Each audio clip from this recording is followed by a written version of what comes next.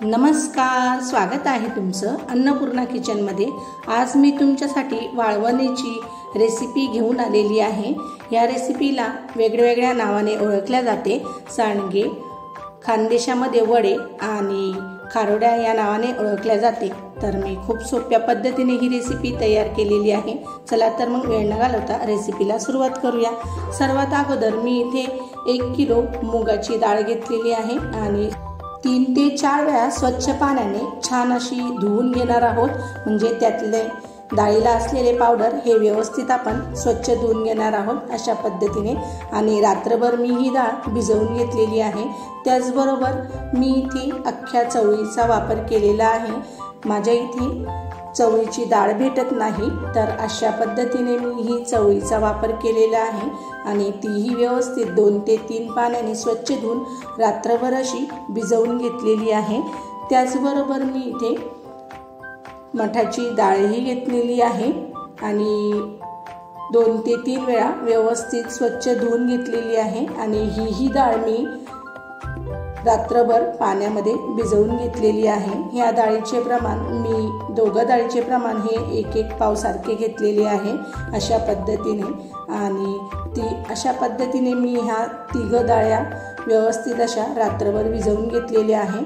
आणि जर तुम्हाला पाहिजे असेल तर तुम्ही तुमच्या आवडीनुसार दुसऱ्याही डाळ्या यामध्ये मिक्स करू शकतात, म्हणजे वापर करू शकतात। अशा पद्धतीने व्यवस्थित असे मी रात्रभर भिजवून घेतलेले आहे। यासाठी आपल्याला लागणारा मसाला आपण बघणार आहोत। तर त्यासाठी मी अर्धी वाटी लाल मिरची पावडर, अर्धी वाटी लसण, जर कोणी लसण खात नसेल तर तुम्ही स्किप करू शकता। त्याचबरोबर चवीनुसार मीठ आणि 2 ते 3 चमचे मी जिरे घेतलेले आहे आणि 2 ते 3 चमचे हळदही घेतलेली आहे।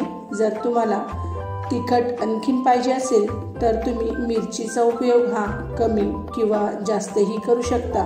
अशा पद्धतीने आपण हे सर्व मसाले घेतलेले आहेत। आणि त्याचबरोबर मी इथे अर्धी जुडी अशी कोथिंबीरची छान व्यवस्थित धुवून घेऊन छान अशी व्यवस्थित कापून घेतलेली आहे। आणि कोथिंबीरचा वापर यामध्ये आपण जास्त करणार आहोत, तर कोथिंबीरचा वापर जास्त केल्यामुळे वड्याला खूप छान आणि अप्रतिम अशी चव येते। तर सर्वात अगोदर आपण मिक्सरच्या भांड्यामध्ये 2 ते 3 चमचे मुगाची डाळीचे पाणी काढून व्यवस्थित असे 2 ते 3 चमचे मिक्सरच्या भांड्यात ही डाळ घालून घेणार आहोत हळूवार पद्धतीने। आणि थोडेसे पाणी घालून ही डाळ आपण छान अशी वाटून घेणार आहोत। मी तुम्हाला दाखवतही आहे। तर अशा पद्धतीने मी ही डाळ वाटून घेतलेली आहे। मी तुम्हाला चेकही करून दाखवत आहे। तर हातामध्ये आपण सहज असे प्रेस केले म्हणजे त्याचे जाडसर असे पेस्ट आपण करणार आहोत। जास्त बारीकही करायची नाही आणि जास्त जाडही करायची नाही। अशा पद्धतीने आपण ही डाळ वाटून घेणार आहोत। आणि एका मोठ्या भांड्यामध्ये वाटून घेतलेली मुगाची डाळ ही आपण काढून घेणार आहोत। अशा पद्धतीने आपल्याला मोठ्या भांड्याचा उपयोग करायचा आहे। तर अशा पद्धतीने मी ही डाळ यामध्ये काढून घेतलेली आहे।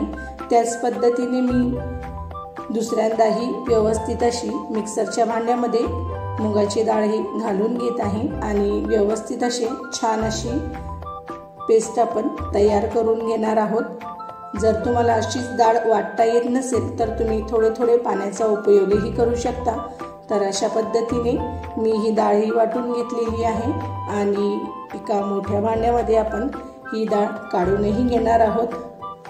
व्हिडिओत दाखवल्याप्रमाणे जास्त पाण्याचा उपयोग करायचा नाहीये, नाहीतर डाळींना हे पाणी सुटते आणि पातळ ही पेस्ट तयार होण्याची संभावना असते। म्हणून कमी पाण्याने हे सर्व मिश्रण आपण व्यवस्थित असे वाटून घेतलेले आहे। अशा पद्धतीने मी सर्व 1 किलो मुगाची डाळ ही व्यवस्थित अशी जाडसर मीडियम अशी वाटून घेतलेली आहे। त्याच पद्धतीने आता मिक्सरच्या भांड्यामध्ये आपण चवळी ही वाटून घेणार आहोत। त्यामध्ये थोडेसे पाणी घालून झाकण बंद करून छान अशी जाडसर असे आपण पेस्ट तयार करून घेणार आहोत। ज्या पद्धतीने आपण मुगाची डाळ ही वाटलेली होती त्याच पद्धतीने आपण चवळीही वाटून घेणार आहोत।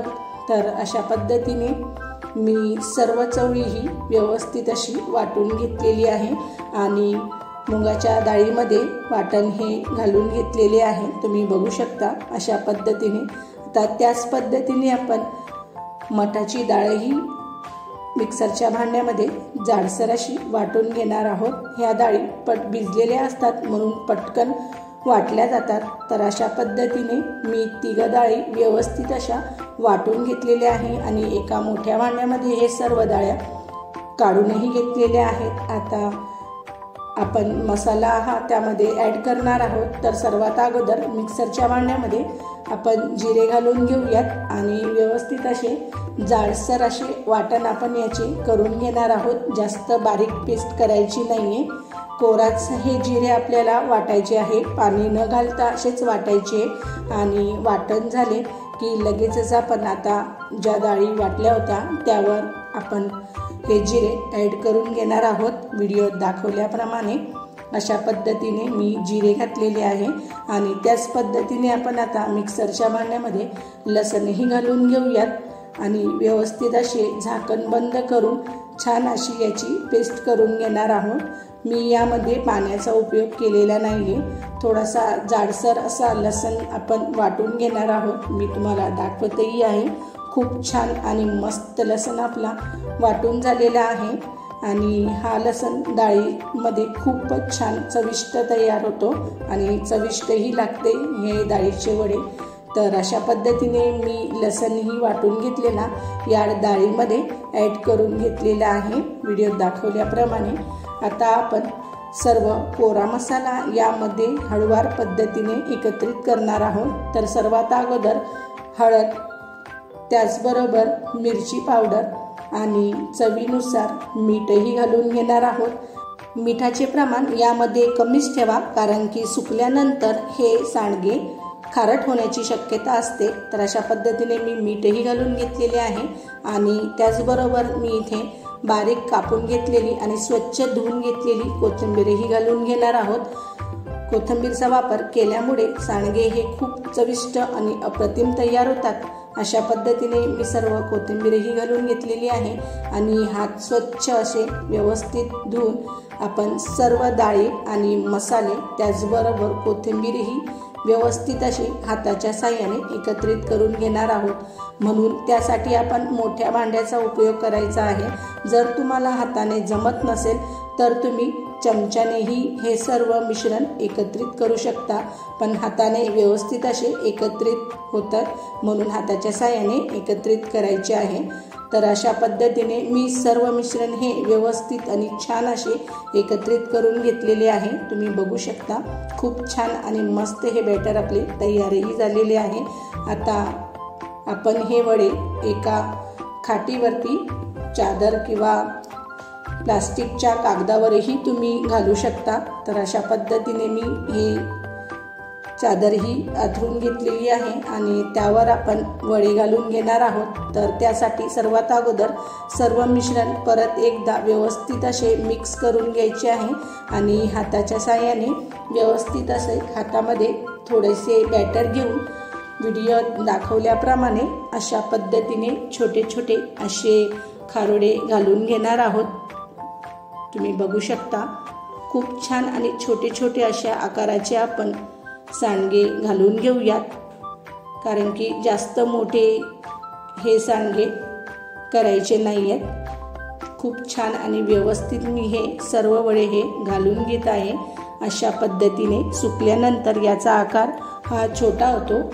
तर अशा पद्धतीने मी सर्व खारोडे हे घालून घेतलेले आहेत किंवा सांडगे घालून घेतलेले आहेत आणि 2 ते 3 दिवसात छान असे कडकडीत उन्हात आपण हे सांडगे सुकवून घेणार आहोत। तर 2 ते 3 दिवस झालेली आहेत, तुम्ही बघू शकता।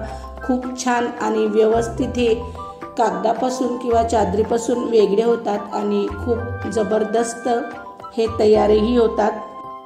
कडकडीत उन्हामध्ये हे वडे वाळून घेतल्यामुळे याला बुरशी किंवा खराबही होत नाही, त्यामुळे हे सांडगे आपण वर्षभर असे डब्यामध्ये स्टोअर करू शकतात आणि कधीही ही भाजी आपण तयार करू शकतात। आणि भाजीला काहीही नसले तरी या सांडग्याची भाजी खूप अप्रतिम आणि जबरदस्त तयार होते।